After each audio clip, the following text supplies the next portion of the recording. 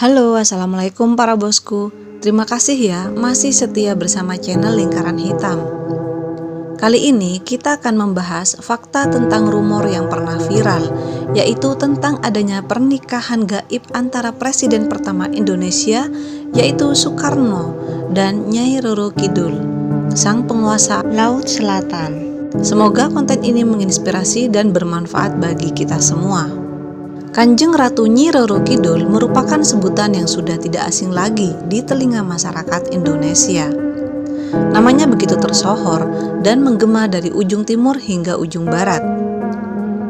Sebagai ratu yang menguasai dari pantai Laut Selatan, Nyi Roro Kidul memiliki eksistensi yang sangat besar, seakan tidak pernah ada habisnya. Mulai dari zaman kerajaan hingga zaman teknologi modern, sosoknya masih tetap hidup dan melekat di tengah-tengah masyarakat. Hal itu tidak mengherankan, karena Nyai Roro Kidul memiliki segudang kisah menarik untuk diingat, lalu diperbincangkan. Sosok Nyi Roro Kidul dari dulu hingga saat ini pun masih menjadi sebuah perdebatan. Mulai dari tokoh bangsa hingga rakyat jelata, semua masih kerap memperbincangkan tentang sosok Nyi Roro Kidul.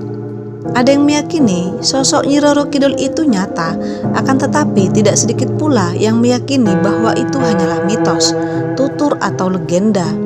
Sastrawan besar dan terkemuka Indonesia almarhum Pramoedya Anantatur turut buka suara terkait hal tersebut. Ia mengatakan bahwa Nyi Roro Kidul adalah tokoh rekaan seniman pada waktu itu. Tokoh ini diciptakan untuk menutupi kekalahan Mataram dengan Belanda. Dengan menciptakan tokoh Nyi Roro Kidul, mereka seakan-akan masih memiliki kuasa akan pantai selatan.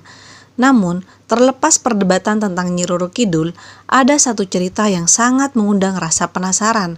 Cerita itu yakni hubungan spesial antara Nyi Roro Kidul dengan Presiden pertama Republik Indonesia Insinyur Soekarno atau Bung Karno.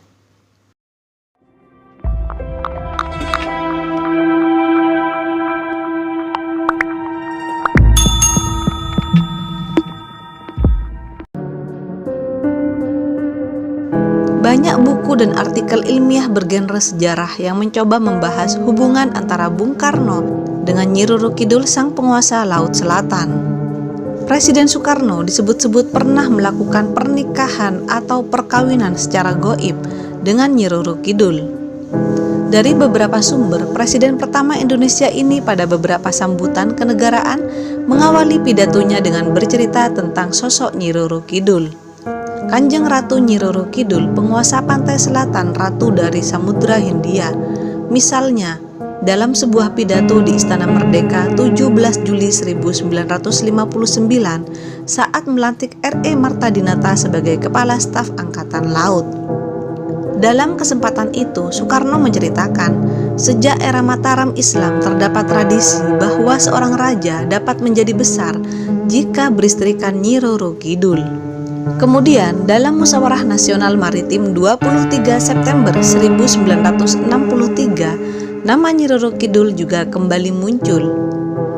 Kepercayaan ini berisi satu simbolik bahwa tidak bisa seseorang raja, bahwa tidak bisa sesuatu negara di Indonesia ini menjadi kuat jikalau tidak dia punya raja kawin beristrikan Ratu Roro Kidul, kata Soekarno kala itu.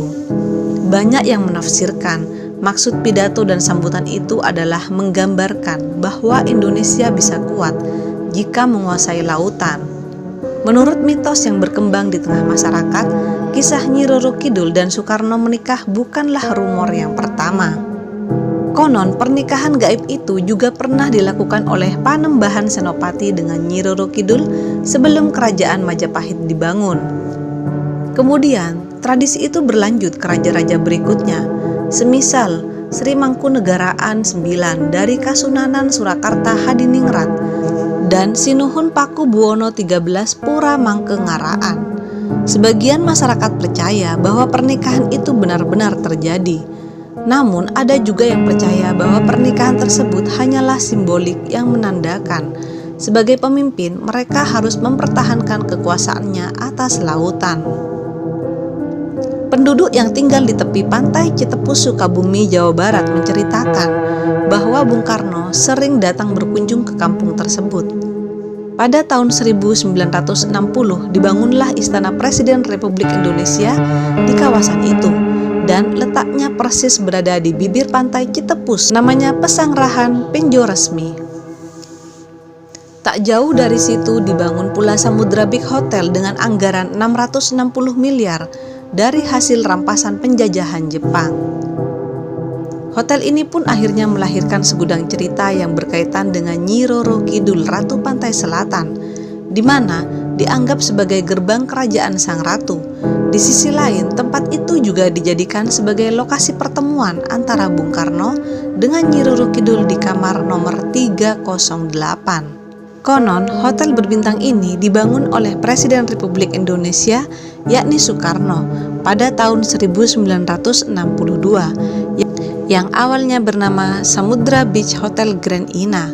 Samudra Beach menjadi salah satu hotel bersejarah di Indonesia dan merupakan hotel besar pertama di Kabupaten Sukabumi. Total ini berdiri di atas lahan seluas 52 hektar dengan tinggi 32 meter. Keberadaan misteri kamar 308 sendiri merupakan cerita turun-temurun yang melegenda dan menjadi misteri hingga saat ini. Soekarno sendiri tiap kali datang ke hotel ini selalu meminta untuk menginap di kamar nomor 308 dan tidak mau kamar yang lain. Selain cerita misteri dan mitosnya, kamar 308 Hotel Ina Samudra dikenal sebagai tempat sakral untuk meminta jodoh, rezeki, hingga peruntungan. Percaya atau tidak, sampai saat ini banyak turis yang menuliskan nama di tempat ini. Hingga kini masih banyak yang percaya jika Nyi Roro Kidul mampu memberikan kelancaran rezeki.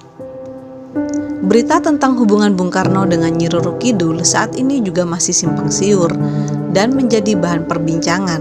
Terlepas mengenai benar atau tidaknya cerita itu, hanya Tuhan yang tahu.